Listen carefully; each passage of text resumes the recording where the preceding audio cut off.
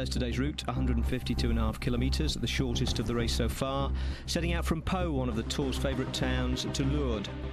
1/3 and 1/4 category climb to get over before the intermediate sprint. Then the big climb of the day, the super category Col D'Aubisque.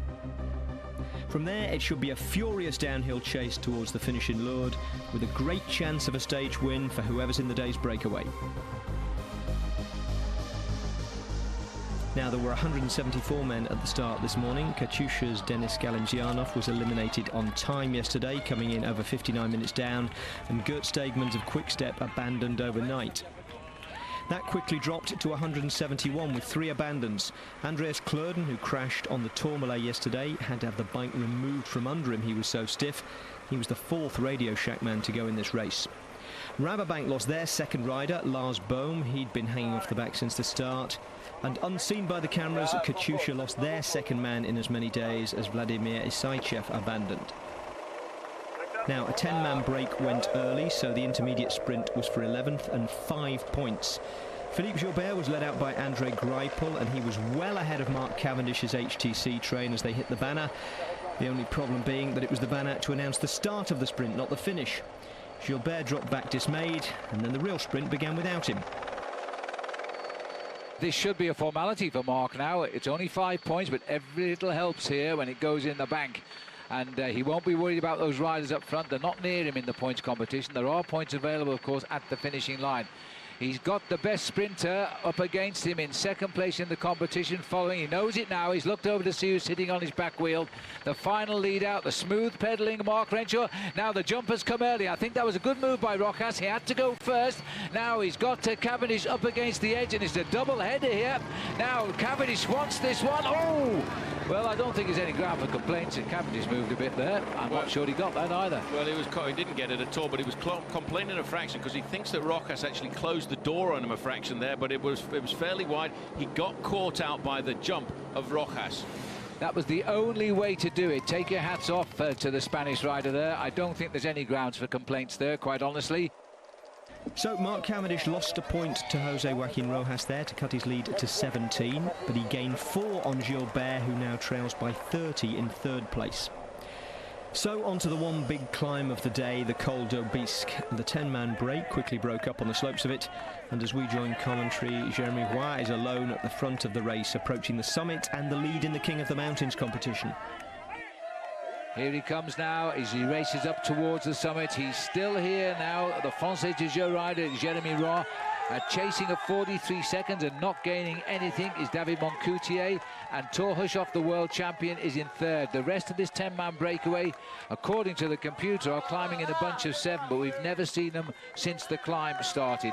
If Hushoff can get together with Moncoutier and Jeremy Roy, then I think they're going to go to the finish. 1 kilometre to go for the best moment of this rider's life for sure. And if anybody has earned a polka dot jersey, Paul, it is this guy. Over 500 kilometres he's been in front of the 2,000 we've ridden in the Tour de France since we left Vendée. I would expect to see Moncoutier summit in 2nd position, and if he uses his downhill abilities, he should be able to catch Jeremy Roy on the descent. Into the mist at the top now, as we're over 5,000 feet here. There is the banner, and that gives this man, Jeremy Roy, his first ever leader's jersey, and he's in his 4th Tour de France. He'll go 5 points ahead in that competition now, as he now begins the descent. They're picking up riders one at a time. This is Fofanov who's about to get picked up. There are only points available for the first 6 riders to cross the top of the outside categorized climb. Yes, that's right. New rules again changed, so that's why that Samuel Sanchez back in the main field. There's more than 6 riders ahead of that peloton at the moment. 2nd place for David Moncoutier. 8 minutes and 2 seconds the gap now. I think these boys can settle in for the finish. There's nobody going to catch them. There's the peloton. Alberto Contador out of the saddle with his yellow glasses. Just behind him having a drink there is the top American cyclist Tommy Danielson. Had a great day yesterday. Basso is number 91. On the far side is Frank Schleck. In front of him is his brother Andy. They're all just following wheels here. So it's going to be just around about the 2-minute mark for Thor Hushovd. This is a very dangerous and tricky descent, especially in these misty conditions. I've ridden down this on a number of occasions in my career, and it's quite a sketchy descent as well once you start to go down the descent of the Col de Soulor. This is the first part. You go downhill, and then all of a sudden you've got to climb up a fraction to get up to the Soulor, which is not a categorized climb, and then the descent itself starts in earnest. But Jeremy Roy is really taking a few risks. He will know that around about 1 minute behind him he has David Moncoutier, and a minute further back he's got Thor Hushovd. So this will be Maxime Bouet, who's about to get picked up by the peloton, and that's nice to see that at least finally at the end of the day, Française des Jeux, they've been knocking on the door since the start of this Tour de France, and they will now all of a sudden find themselves in a position with theoretically 2 leaders' jerseys at the end of today's stage, and that will be the lead in the King of the Mountains classification and the best young rider with Arnold Genezon. Ooh, the mist over the top of the Pyrenees. That is a very normal and typical sight of this part of the world. Well, this is how life changes in the high Pyrenees, from the sun of the valleys below to the mist here. We're in the cloud line now. In fact, if anything, it's got quite bad up here, but they will descend very quickly out of it. Fortunately, Phil, this low cloud, this low mist in the fog, I've been down this descent in the fog before, it is very sketchy indeed, and in fact on some occasions you can't even see more than 30 or 40 feet in front of you, and if you come on the wrong line around one of these corners, there is no safety net to catch you.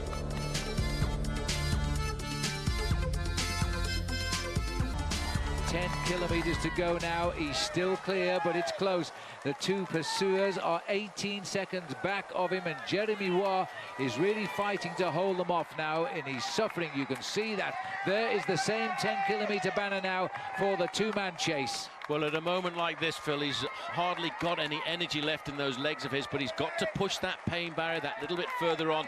He's got to give his all right now, because he knows if he gets caught after this long, hard effort that he's put in, he's racing for 2nd or 3rd position, because they all know how good Thor Hushovd is.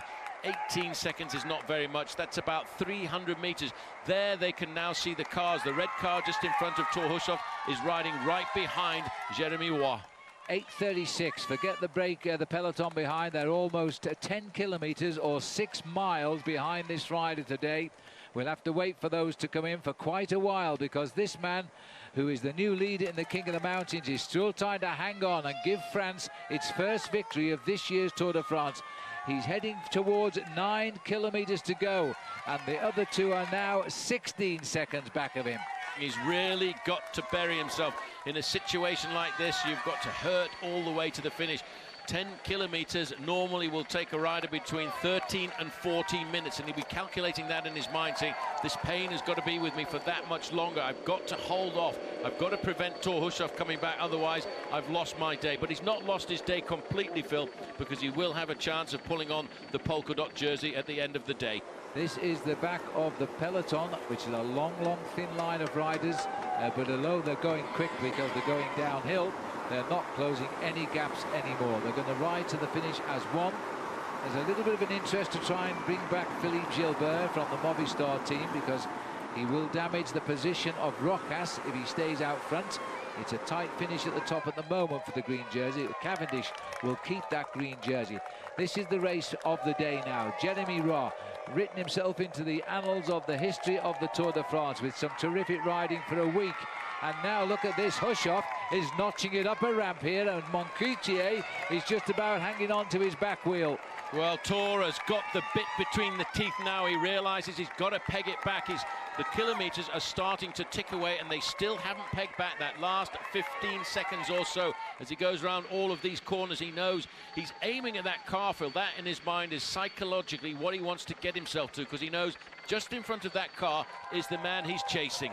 Well, I'll tell you what, we started to go up this little ramp, and he's actually increased his lead again. It went out to 20. Now that reaction from Hushovd's brought it back to 15.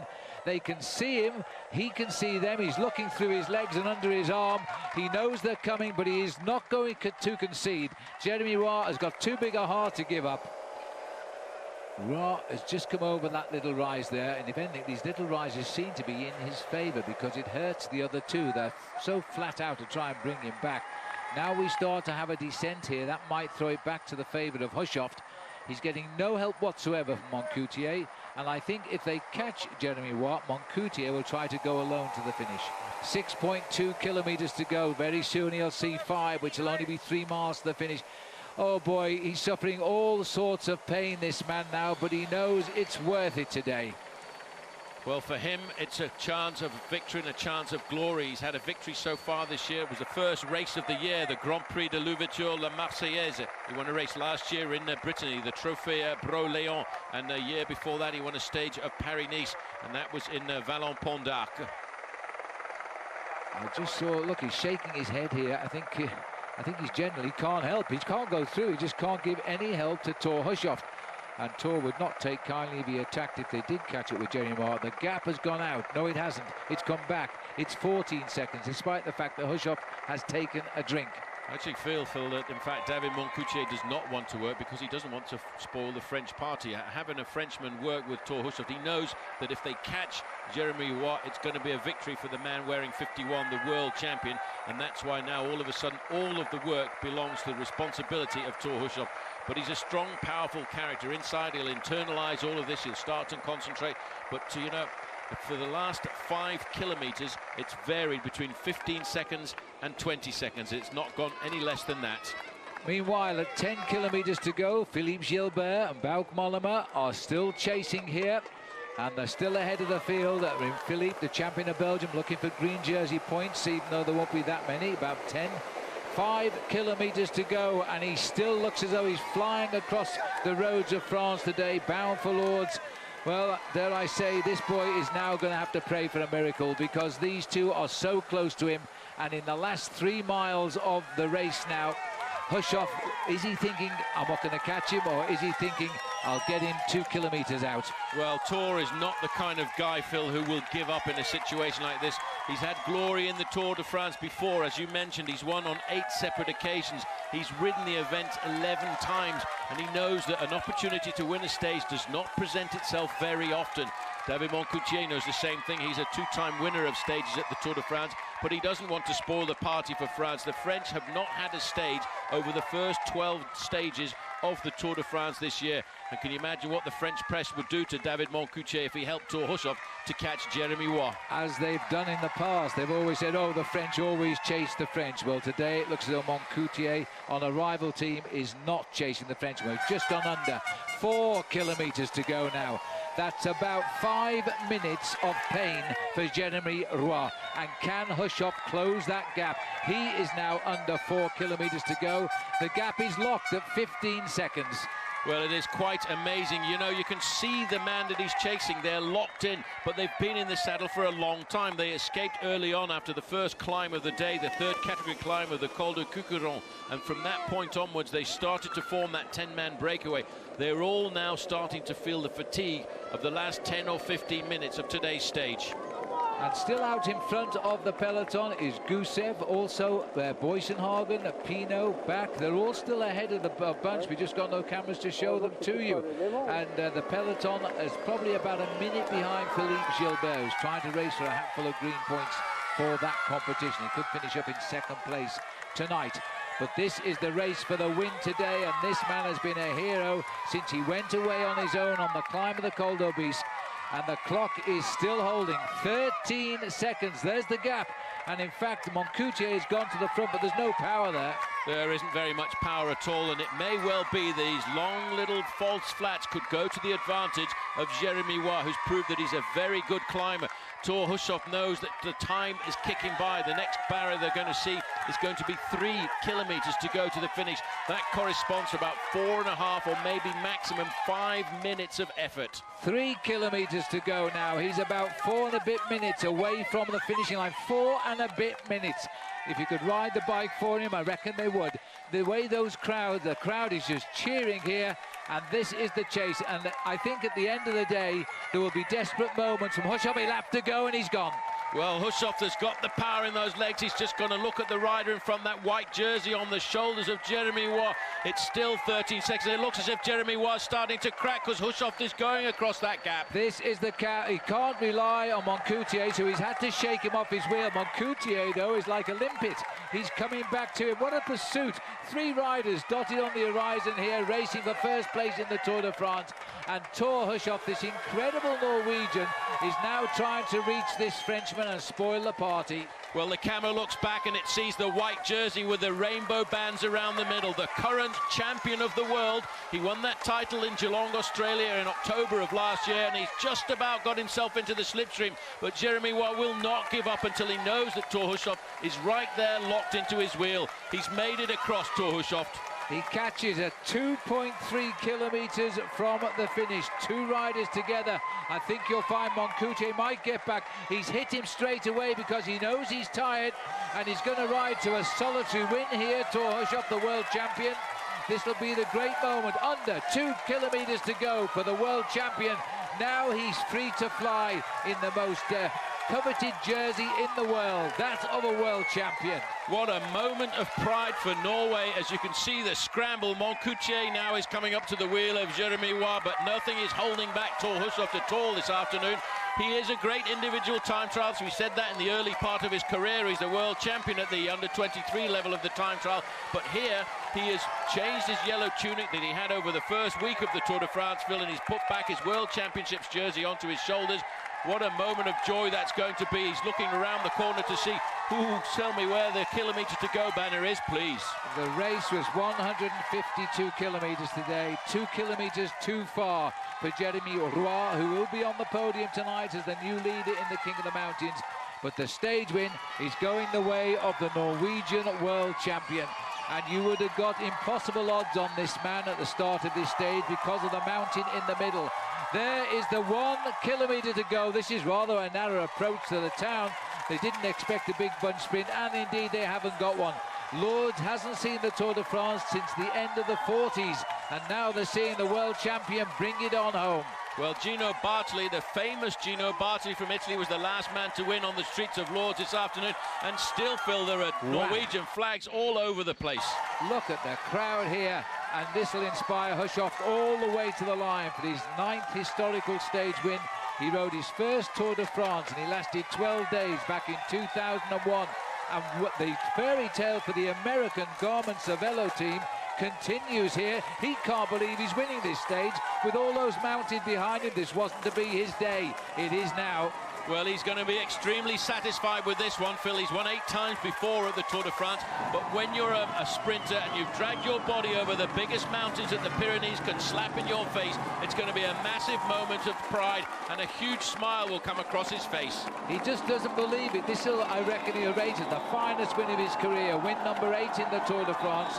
And he comes home, both arms in the world, the world champion, and he wants you to see he's the world champion, has to win a stage of the Tour de France in that jersey. There are only 2 Norwegians in the race, that's Boysenhagen and Thor, and they've both won stages now. And they're both going to finish in the top 10 on today's stage as David Moncoutier comes across the line.